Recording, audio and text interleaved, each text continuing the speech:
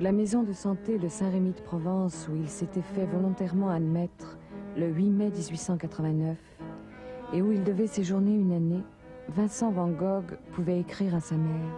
Il me semble que dans la vie d'un artiste, faire des tableaux suffit.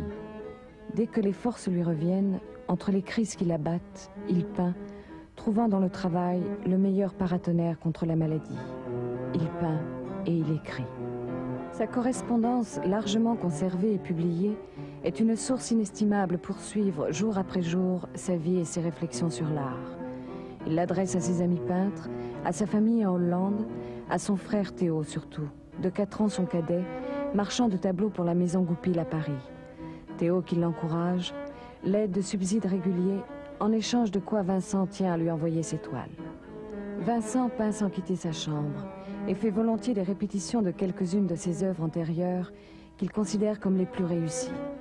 Par exemple, La chambre à coucher, celle qui est entrée au musée du jeu de paume en 1959, provenant de la collection Mazzucata, est l'une des deux qu'il exécuta en septembre 1889, d'après la peinture faite en Arles, un an auparavant.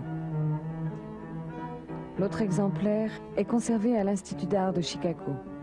Vincent avait envoyé la première version à Théo et la savait endommagée. Mais il n'en pense pas moins, le 9 juin 1889, à lui donner un pendant. Un paysage d'une simplicité extrême, un champ de blé ravagé par un orage, avec un gros nuage en haut.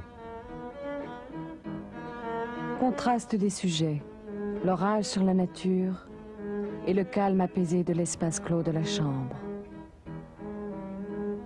Contraste des couleurs, les ocres et les gris du paysage et les couleurs éclatantes de l'intérieur.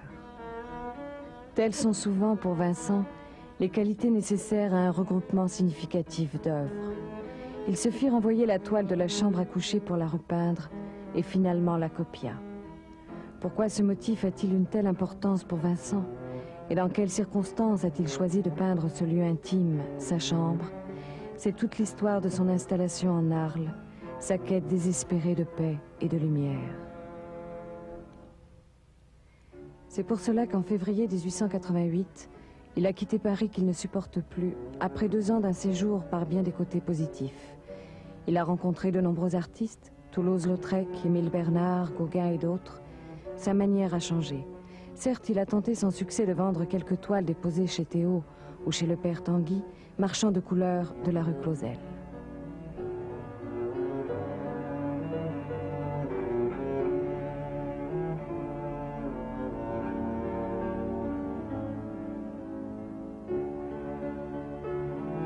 Sa passion pour l'art japonais s'est confirmée, et il a même organisé un accrochage de ses œuvres et d'estampes japonaises au café Le Tambourin. Il a laissé un éclatant portrait de la patronne, l'italienne, Agostina Segatori, où flamboient déjà les rouges, les bleus, les verts, les jaunes surtout, qu'il devait tant utiliser en Arles. Il espère retrouver sous le soleil de Provence les tonalités franches, l'univers sans ombre des maîtres de l'ukiyo-e. Pour lui, le Midi, c'est le Japon. En Arles, d'abord logé au restaurant Carrel, qui se révèle vite trop cher, il loue aux époux Ginoux, au début de mai 1888, un logis de 4 pièces, 2 rue Lamartine, dans une maison qui a disparu au cours de la dernière guerre.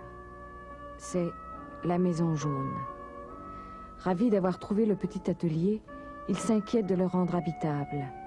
Il lui faudra faire les quelques achats nécessaires.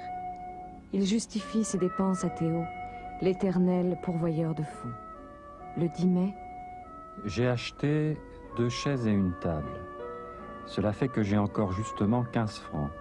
Je te prie donc de m'envoyer encore de l'argent. Et puis, je ferai un atelier ici, qui durera, et où au besoin on puisse encore caser un autre peintre. Ainsi pourra prendre forme son rêve d'un atelier du Midi, sorte de contrepoint à Pont-Aven, où justement Gauguin est aux prises avec de grandes difficultés matérielles. Son nom s'impose bientôt à lui, quand il apprend que Gauguin demande aussi de l'aide à Théo. Si Gauguin veut venir ici, il y a les 2 lits ou les 2 matelas que nous devons acheter absolument alors, et pour le même argent que je dépense à moi seul, nous vivrons à 2.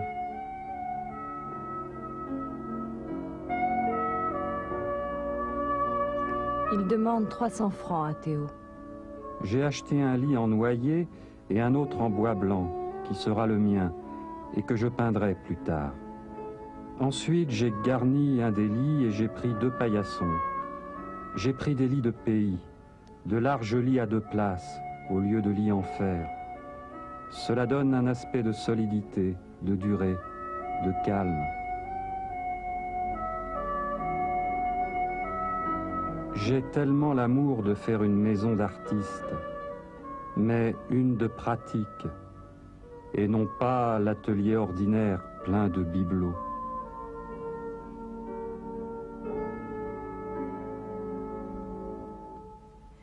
Les photographies du temps nous montrent en effet l'accumulation de meubles, de tentures, d'accessoires dont s'entouraient alors les artistes.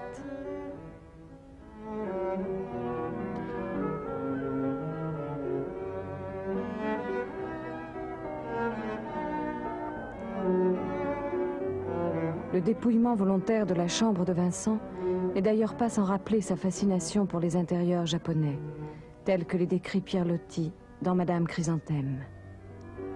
Il lui devenait insupportable de continuer à vivre en voyageur dans les cafés. Il peut enfin, le 18 septembre, dormir chez lui, le jour ou la nuit.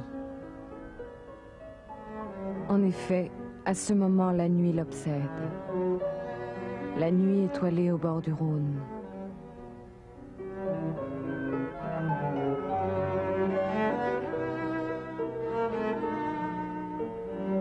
Ou celle qui sert de fond au portrait de son ami, le peintre belge Eugène Bock. Nuit merveilleuse, aux nuits tristes comme celle du café de nuit.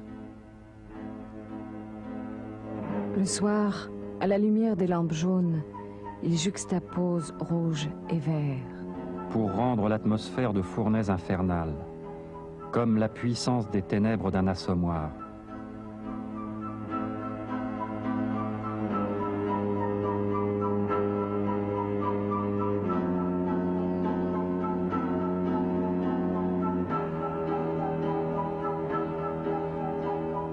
Il veut cesser d'être embarqué lui-même dans une vie terrible de misère et d'alcool, comme l'a décrit Zola.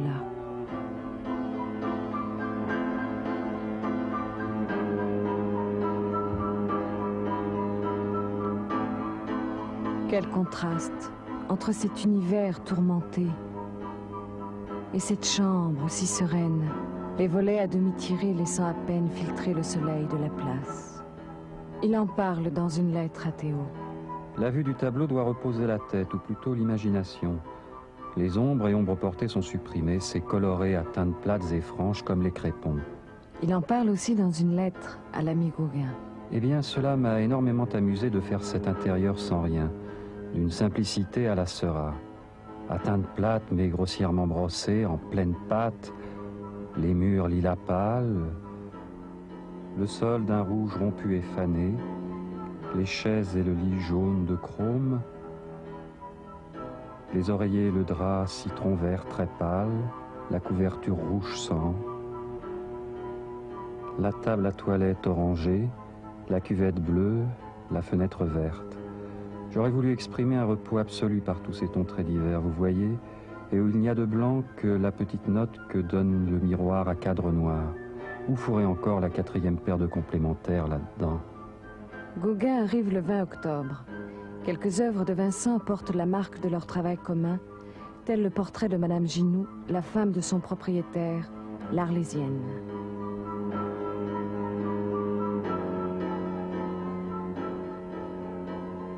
Ou bien la salle de danse aux Folies Arlésiennes, où seul échappe au traitement cloisonniste préconisé à Pont-Aven par Émile Bernard, le visage de son amie, Madame Roulin, la femme du facteur.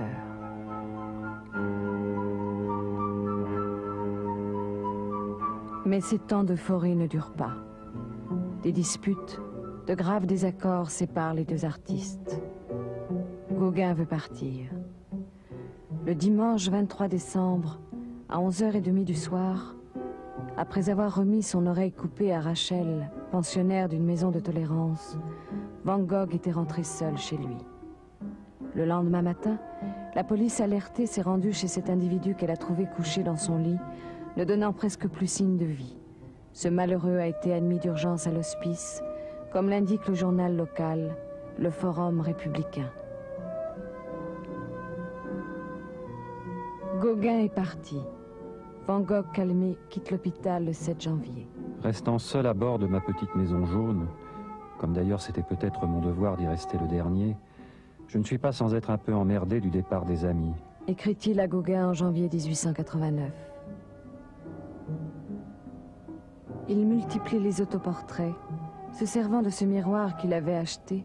Assez bon pour travailler d'après moi-même à défaut de modèle. L'un d'eux le montre la tête encore bandée, le visage se détachant sur une de ces japonaiseries colorées qu'il avait fait venir de Paris pour décorer sa maison d'artiste. Il représente aussi sa chaise de paille sur le sol rouge de la chambre aux carreaux soigneusement délimités. Cela permet de mesurer la déformation expressive utilisée dans la chambre à coucher, déformation voulue comme l'effet de perspective plongeant.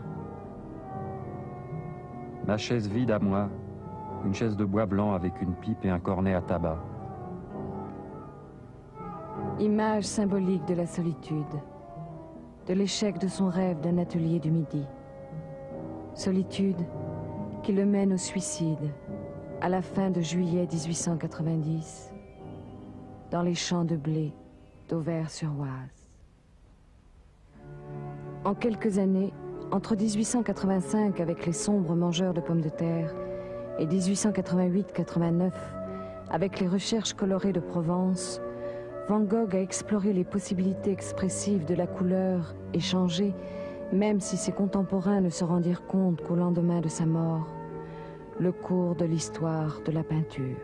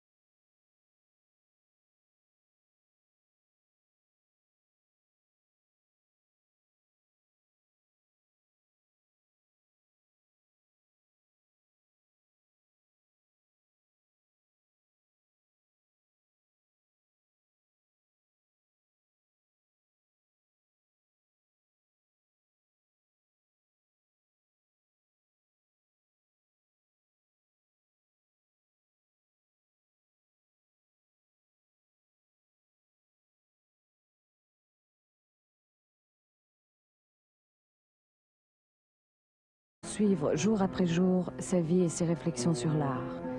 Il l'adresse à ses amis peintres, à sa famille en Hollande, à son frère Théo surtout, de 4 ans son cadet, marchand de tableaux pour la maison Goupil à Paris.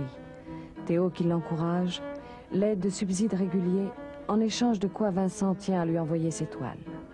Vincent peint sans quitter sa chambre et fait volontiers des répétitions de quelques-unes de ses œuvres antérieures qu'il considère comme les plus réussies.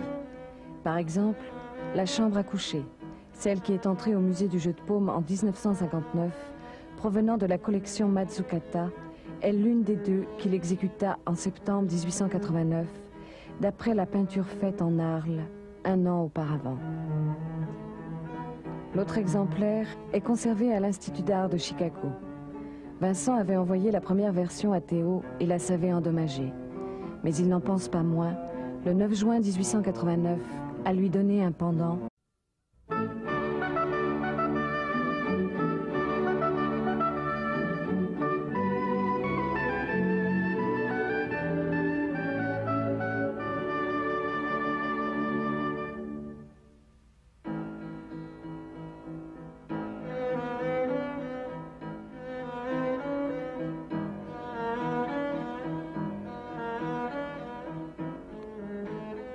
De la maison de santé de Saint-Rémy de Provence, où il s'était fait volontairement admettre le 8 mai 1889, et où il devait séjourner une année, Vincent Van Gogh pouvait écrire à sa mère. Il me semble que dans la vie d'un artiste, faire des tableaux suffit. Dès que les forces lui reviennent, entre les crises qui l'abattent, il peint, trouvant dans le travail le meilleur paratonnerre contre la maladie. Il peint et il écrit. Sa correspondance, largement conservée et publiée, est une source inestimable par bien des côtés positifs. Il a rencontré de nombreux artistes, Toulouse-Lautrec, Émile Bernard, Gauguin et d'autres. Sa manière a changé. Certes, il a tenté sans succès de vendre quelques toiles déposées chez Théo ou chez le père Tanguy, marchand de couleurs de la rue Clausel.